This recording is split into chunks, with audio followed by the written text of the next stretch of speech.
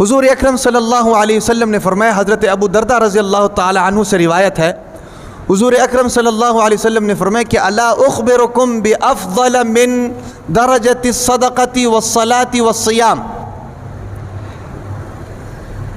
کیا میں تمہیں ایسی چیز کی خبر نہ دوں جو تمہاری نمازوں سے، تمہارے جناب صدقات سے اور تمہارے روزوں سے بھی افضل ہے؟ اب جناب صحابہ کرام چونک گئے، صحابہ کرام چونک گئے۔ اب یہ حضور اکرم صلی اللہ علیہ وسلم کا انداز تربیت ہے، انداز تعلیم ہے۔ ایسی بات حضور اکرم صلی اللہ علیہ وسلم اکثر صحابہ کرام سے فرمایا کرتے تھے، اور اس کی وجہ کیا تھی؟ اس کی وجہ یہ تھی کہ حضور اکرم صلی اللہ علیہ وسلم نے جو بات بتانی ہوتی تھی اس بات کو دل میں اتارنے کے لیے سب سے پہلے طلب کو پیدا فرماتے تھے۔ یاد رکھیں، طلب کا ہونا ضروری ہے۔ کسی بھی چیز کو آبزرو کرنے کے لیے، کسی بھی چیز کو قبول کرنے کے لیے، کسی بھی چیز کو اپنے دل میں اتارنے کے لیے، یا کسی بھی چیز کی اہمیت کا اندازہ کرنے کے لیے اس چیز کی طلب کا ہونا انتہائی ضروری ہے۔ جب طلب نہیں ہوگی نا جی تو وہ بات آپ پر اثر نہیں کرے گی۔ ہم یہ دین کی باتیں بتاتے ہیں، بعض ایسے دنیا دار لوگ ہیں، ہمارے رشتہ داروں میں بھی بعض ایسے دنیا دار لوگ ہیں کہ جب ہم ان کو دین کی بات بتاتے ہیں نا جی ان پر اثر نہیں ہوتا۔ کیوں نہیں ہوتا؟ کیونکہ ان کے دل میں طلب نہیں ہے۔ ان کے پاس بیٹھو تو ان کے پاس بیٹھو تو سوائے اس بات کے اور کوئی بات آپ کو نہیں ملے گی کہ میں نے فلانا گھر لیا، اس کو اتنے میں بیچ دیا، اب میں یہ گھر لے رہا ہوں، اس کو اتنے میں بیچوں گا اتنے سال بعد، اس کے بعد میں نے یہ کرنے کا ارادہ ہے، میں نے یہ گاڑی لی ہے، یہ گاڑی ذرا تھوڑی سی چھوٹی ہے، پہاڑی علاقوں میں نہیں چل سکتی تو میں چاہتا ہوں ذرا تھوڑی سی اونچی گاڑی ہو جائے جس کے ٹائر بڑے ہوں، پہاڑی علاقوں میں سفر کرنا پڑتا ہے تو جناب یہ گاڑی ہمارے لیے سوٹیبل رہے گی۔ ان کے پاس بیٹھو تو ان باتوں کے علاوہ اور کچھ بھی ہم کو نہیں ملتا ہے۔ اب جب ہم کوئی دینی بات ان کو بتاتے ہیں نا تو ان پر اثر نہیں ہوتا۔ اب اثر کیوں نہیں ہوتا ہے؟ طلب نہیں ہے، طلب نہیں ہے۔ تو حضور اکرم صلی اللہ علیہ وسلم کی تعلیم دینے کا انداز یہ ہوتا تھا کہ کسی بھی بات کے اثر کو صحابہ کرام کے دل میں پیوست کرنے کے لیے، اس کی اہمیت کا اندازہ کروانے کے لیے حضور اکرم صلی اللہ علیہ وسلم اس طرح کی بات کیا کرتے تھے، طلب پیدا کرنے کے لیے۔ فوراً نہیں بتاتے تھے۔ کیا میں تمہیں ایسی بات نہ بتاؤں کہ جو تمہارے ان نمازوں سے، تمہارے ان صدقوں سے، تمہارے جناب ان روزوں سے بھی افضل ہے؟ اب صحابہ کرام چونک گئے۔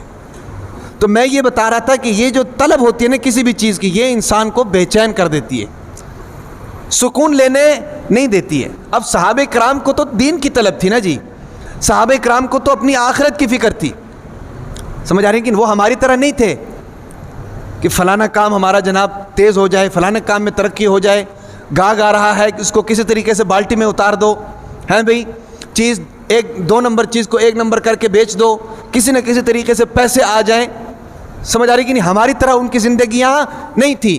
وہ ہمیشہ اس فکر میں رہتے تھے کہ ہماری آخرت کس طریقے سے ٹھیک ہو جائے،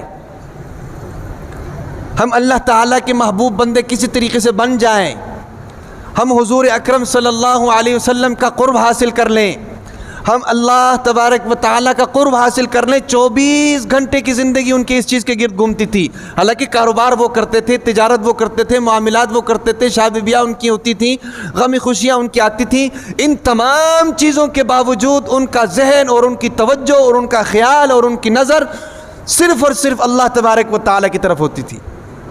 سمجھ آ رہی کہ نہیں؟ کاروبار ہم بھی کرتے ہیں، وہ بھی کرتے تھے، تجارت ہم بھی کرتے ہیں، وہ بھی کرتے تھے، بیوی بچے ان کے بھی تھے، ہمارے بھی تھے، ہیں بھی معاملات وہ بھی کرتے تھے، ہم بھی کرتے ہیں، شادی بیاہ ان کی بھی ہوتی تھی، ہمارے بھی ہوتی ہے، غمی خوشی ساری چیزیں سیم ہیں، لیکن فرق صرف اور صرف یہ ہے کہ ہماری توجہ اللہ کی طرف نہیں ہوتی، ہماری نظر اللہ کی طرف نہیں ہوتی۔ ہماری توجہ اور ہماری نظر جب اللہ تعالیٰ کی طرف ہونا جی، یا ہمارے تمام معاملات عبادت بن جائیں۔ سمجھ آ رہی کہ نہیں؟ ایسا کیوں ہوتا تھا؟ کیونکہ ان کے دل میں طلب تھی۔ اس طلب کی بنیاد پر جب بے چینی پیدا ہوتی تھی تو وہ اس بے چینی کو ختم کرنے کے لیے جس چیز کی ان کو ضرورت ہوتی تھی اس چیز کو حاصل کرتے تھے، اور ان کو ضرورت ہوتی تھی عبادات کی، اللہ تبارک و تعالیٰ کی خوشنودی کی۔ سمجھ آ رہی کہ نہیں؟ تو صحابہ اکرام رضوان اللہ علیہم اجمعین کو اپنی آخرت کی فکر تھی۔ اب دیکھیں حضرت حنظلہ رضی اللہ تعالی عنہ کا واقعہ، ایک مرتبہ دوڑتے ہوئے آئے حضور نبی اکرم صلی اللہ علیہ وسلم کے پاس اور فرمایا یا رسول اللہ نافق حنظلہ، حنظلہ تو منافق ہو گیا، حنظلہ تو منافق ہو گیا۔ حضور صلی اللہ علیہ وسلم گھبرائے اور پوچھا کہ بھئی آپ کیسی باتیں کر رہے ہیں، کیوں منافق ہو گئے؟ انہوں نے کہا اے اللہ کے نبی، جب ہم آپ کے پاس آتے ہیں اور آپ کی باتیں سنتے ہیں تو ہمارے دلوں کے اندر اللہ کی محبت بھر جاتی ہے، ہمارے دل کے اندر جہنم کا خوف بھر جاتا ہے، ہمارے دل کے اندر جنت کا شوق بھر جاتا ہے، ہمارے دلوں کے اندر آپ کی محبت بڑھ جاتی ہے۔ ہم یہ چاہتے ہیں کہ کسی طریقے سے نیکی کا کام کریں، عبادات کا کام کریں، کسی طریقے سے اللہ کے راستے میں جہاد کریں، دعوت و تبلیغ کا کام کریں، لیکن جب ہم آپ کی مجلس سے اٹھ کر جاتے ہیں اپنے گھروں کے اندر، اپنے کاروباری حلقوں کے اندر، تو ہمارے دل کے اندر سے وہ کیفیات ختم ہو جاتی ہیں۔ تو اس کا مطلب تو یہ ہوا کہ بھئی آپ کے پاس آؤ تو دل کی دنیا اور ہے، باہر جاؤ تو دل کی دنیا اور ہے۔ یہ تو نفاق کی نشانی ہے، یہ تو منافقت کی نشانی ہے۔ تو حضور اکرم صلی اللہ علیہ وسلم مسکرائے اور مسکرا کر حضرت حنظلہ رضی اللہ تعالیٰ عنہ کو سمجھایا کہ حنظلہ ایسی بات نہیں ہے، یہ دل کی کیفیات ہیں، ہر جگہ کے اعتبار سے، موقع مناسبت کے اعتبار سے اس کے اندر تبدیلیاں ہوتی رہتی ہیں۔ اب ذرا یہاں غور کریں کہ حضرت حنظلہ رضی اللہ تعالیٰ عنہ کیوں حضور صلی اللہ علیہ وسلم کے پاس بھاگ کر آئے تھے؟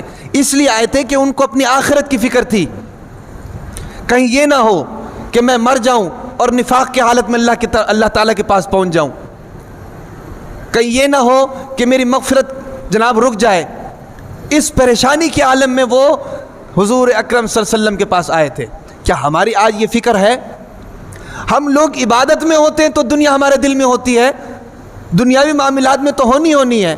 یہاں پر نماز پڑھتے ہیں بھئی، تو ہمارا سارا ذہن دکان پر ہوتا ہے، سارا ذہن کاروبار میں ہوتا ہے۔ پھر کہتے ہیں بھی خشوع اور خضوع نہیں آتا۔ بھئی خشوع اور خضوع کیسے آئے گا؟ اب یہ ٹاپک لمبا ہو جائے گا۔ خشوع اور خضوع کیسے آئے گا؟ 1 منٹ رہ جائے تو پھر ہم نماز میں شامل ہوتے ہیں، خشوع اور خضوع کیسے آئے گا؟ خشوع اور خضوع کے لیے سب سے پہلے اس ماحول میں ایڈجسٹ ہونا پڑتا ہے، اس ماحول میں جانا پڑتا ہے۔ جب ہم اس ماحول میں جائیں گے تو خشوع اور خضوع آٹومیٹکلی آئے گا۔ اب ماحول میں کیسے جایا جائے؟ ماحول میں جانے کا طریقہ کار یہ ہے کہ جب اذان ہو تو ہم نماز کی تیاری میں لگ جائیں۔ نماز کا وقت ہوتے ہوتے ہم ذہنی طور پر جناب اس نماز کے لیے تیار ہوں گے، تب ہم جو ہے نا جی ہمارا ذہن، ہماری تصورات نماز میں ہوں گی۔ ہم جناب دکان میں بیٹھے رہتے ہیں، ادھر مؤذن اذان دیتا ہے، جب نماز میں 1 منٹ رہ جاتے ہیں، اس میں ہم نے جناب واش روم بھی کرنا ہے، واش روم سے باہر نکل کر وضو بھی کرنا ہے، اور وضو کر کے جناب تکبیر اللہ میں بھی شامل ہونا ہے۔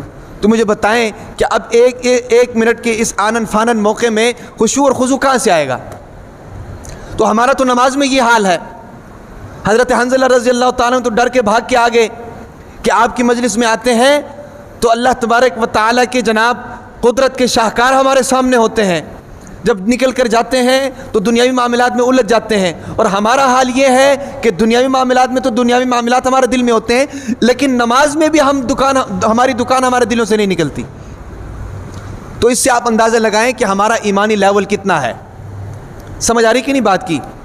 تو یہ حضرت حنظلہ رضی اللہ تعالیٰ عنہ کو واقعہ، اور پھر حضرت عمر رضی اللہ تعالیٰ عنہ، کتنے اولو العزم صحابی، وہ صحابی کہ جس راستے حضور صلی اللہ علیہ وسلم نے فرمایا کہ جس راستے سے حضرت عمر گزر جائیں اس راستے سے شیطان نہیں گزرتا۔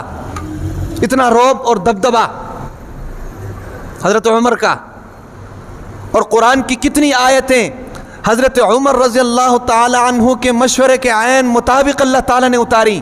مشورہ ہوا کہ اس معاملے میں کیا کرنا چاہیے، جو مشورہ عمر کا تھا اللہ تعالیٰ نے اسی کے مطابق آیت اتاری۔ اتنے اولو العزم صحابی، اور حضرت عمر رضی اللہ تعالیٰ عنہ کے زمانے میں زمین میں زلزلہ آیا تو حضرت عمر رضی اللہ تعالیٰ عنہ کوڑا مارا تو زمین رک گئی۔ اتنے اولو العزم صحابی، اور ان کا حال یہ ہے، آخرت کی ان کو اتنی فکر ہے کہ وہ حضرت حذیفہ رضی اللہ تعالی عنہ سے پوچھا کرتے تھے۔ حضرت حذیفہ حضور صلی اللہ علیہ وسلم کے رازدان تھے، آپ وسلم نے راز کی باتیں حضرت حذیفہ کو بتائی ہوئی تھی۔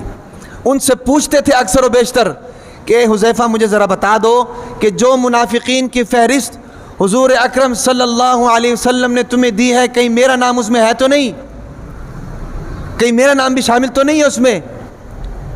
پوچھا کرتے تھے حضرت حذیفہ سے۔ آخر کیوں پوچھتے تھے؟ اس لیے پوچھتے تھے کہ ان کو اپنی آخرت کی فکر تھی، ان کو اپنے اعمال کی فکر تھی، ان کو اپنے انجام کی فکر تھی۔ سمجھ آ رہی کہ نہیں؟ تو بات یہاں سے چل رہی تھی کہ جب ہمارے دل میں طلب پیدا ہوگی تو پھر ہم اس بات پر عمل کریں گے۔ اصل مسئلہ یہ ہے کہ دل میں طلب پیدا ہو، جس طرح ہم دنیا کے معاملات میں دل کے اندر طلب پیدا کرتے ہیں، آخرت کے معاملات میں بھی دل کے اندر طلب کا پیدا ہونا ضروری ہے۔ تو صحابہ اکرام کے دل میں طلب پیدا کرنے کے لیے حضور اکرم صلی اللہ علیہ وسلم جو تھے اس طرح کی باتیں کیا کرتے تھے۔ تو حضور اکرم صلی اللہ علیہ وسلم نے فرمایا کہ الا اخبرکم بافضل من درجۃ الصدقۃ والصلاۃ والصیام، کیا میں تمہیں ایسی چیز کے بارے میں نہ بتاؤں جو تمہارے روزوں سے، تمہارے نمازوں سے اور اور تمہارے صدقوں سے زیادہ افضل ہے؟ تو صحابہ کرام چونک گئے۔ کیوں؟ اب صحابہ کرام چونک کیوں گئے؟ وہ اس لیے گئے کہ ان کو تو پتہ تھا کہ نماز کی کیا فضیلت ہے، ان کو یہ بھی پتہ تھا کہ صدقے کی کیا فضیلت ہے، ان کو یہ بھی پتہ تھا کہ روزے کی کیا فضیلت ہے۔ اب اتنی بڑی بڑی عبادات اور ان کی اتنی بڑی بڑی فضیلتیں، اور حضور اکرم صلی اللہ علیہ وسلم یہ فرما رہے ہیں کہ ان سے بھی زیادہ افضل چیز میں تمہیں بتانے والا ہوں، اس لیے وہ پریشان ہو گئے، ان کے دل میں طلب پیدا ہوئی۔ تو صحابہ کرام نے فرمایا کہ قالوا بلا، یا رسول اللہ آپ ہمیں بتائیے، آپ نے ہمیں روزے کی فضیلتیں بتائی ہوئی ہیں، صدقے کی فضیلتیں بتائی ہوئی ہیں، نماز کی فضیلتیں بتائی ہوئی ہیں۔ نماز کی فضیلت کیا ہے؟ حضور اکرم صلی اللہ علیہ وسلم نے فرمایا کہ نفلی نماز اللہ تبارک و تعالیٰ کے قرب کا سب سے تیز ترین اور بہترین ذریعہ ہے۔ اللہ تعالیٰ نے فرمایا کہ جو شخص نفلی نماز کی کثرت کرتا ہے، ایک وقت ایسا آتا ہے کہ میں اس کی آنکھ بن جاتا ہوں، ایک وقت ایسا آتا ہے کہ میں اس کے ہاتھ بن جاتا ہوں، ایک وقت ایسا آتا ہے کہ میں اس کی زبان بن جاتا ہوں۔ کیوں؟ اللہ تعالیٰ کا قرب حاصل ہوتا ہے، اتنی بڑی فضیلت ہے۔ اور روزے کی فضیلت اتنی زیادہ ہے کہ روزے کا جو بدلہ ہے وہ اللہ تعالیٰ نے بتایا ہی نہیں ہوا۔ فرمایا کہ الصوم لی وانا اجزی بھی، کہ روزہ میرے لیے ہے اور اس کا اجر بھی میں دوں گا۔ اور وہ اب بتایا کیوں نہیں ہوا؟ بتایا اس لیے نہیں ہوا کہ اس کی نیکی اتنی زیادہ ہے، اس کا اجر اتنا زیادہ ہے کہ انسان کا پیمانہ اس کو پیمائش نہیں کر سکتا ہے، انسان کا ذہن اس تک جا نہیں سکتا ہے، انسان کی سوچ اس تک جا نہیں سکتی ہے، انسان کے وہم و گمان میں وہ اجر و ثواب آ نہیں سکتا ہے، اس لیے اللہ تعالیٰ نے اس کو بتایا ہی نہیں۔ اور صدقہ کی کیا فضیلت ہے؟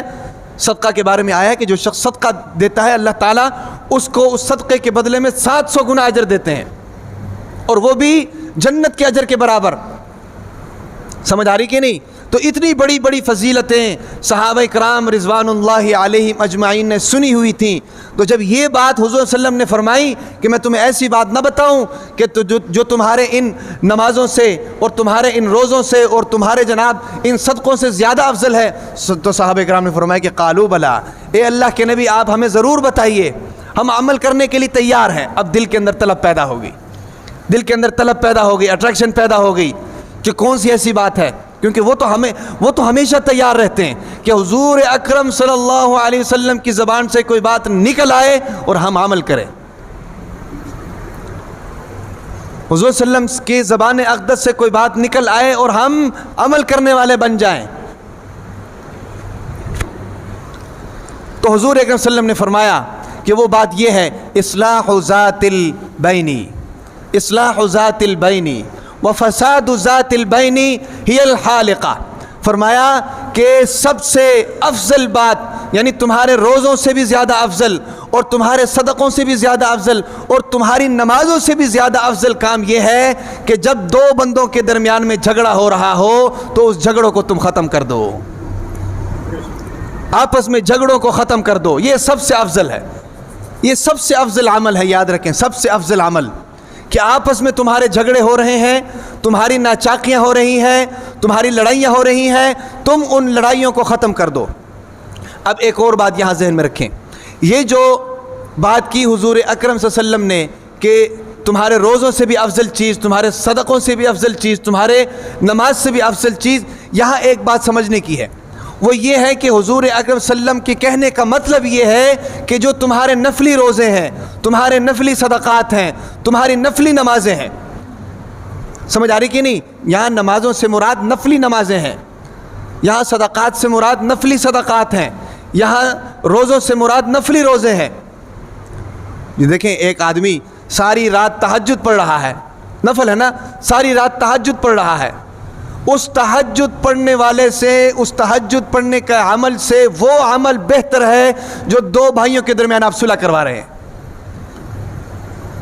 سمجھ آ رہی کہ نہیں؟ ایک آدمی نفلی روزہ رکھ رہا ہے، اس نفلی روزے کے عمل سے یہ عمل بہتر ہے کہ آپ دو بھائیوں کے درمیان صلح کروائیں. نفلی صدقہ کر رہا ہے, اس نفلی صدقے سے, میں یہ نہیں کہہ رہا ہوں کہ یہ نہ کرو, میں یہ کہہ رہا ہوں کہ یہ کام اس سے بہتر ہے, چونکہ حضور صلی اللہ علیہ وسلم نے فرمایا نفلی صدقہ کر رہا ہے تو اس کے نفلی صدقے سے دو بھائیوں کے درمیان صلح کروا دینا یہ بہتر ہے.